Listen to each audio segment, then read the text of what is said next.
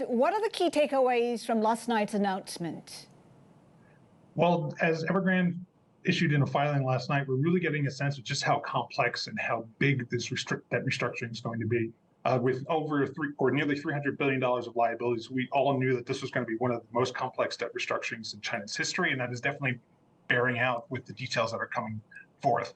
Depending upon which type of creditor you are, depending upon where you are in the sovereign bond chain, you're really going to see different options as to where you're able to get your recovery. Some investors, may not get recovery for 10 to 12 years. Others may get it within 5 to 9 years, but then they will also have to be tied to some equity in both Evergrande as well as its two units for property management and for electric vehicles.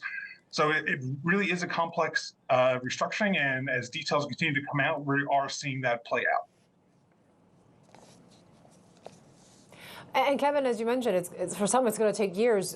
We're not going to see any reaction to the stop because they said the Evergrande shares are still going to remain suspended until further notice. So what is next? What are some of the key mileposts that we have to look out for in this process? Well, there is an initial vote that's going on, Yvonne, throughout much of April. So we will get some initial indications as to what support levels are like beyond the ad hoc group of bondholders that have signed on to these restructuring support agreements.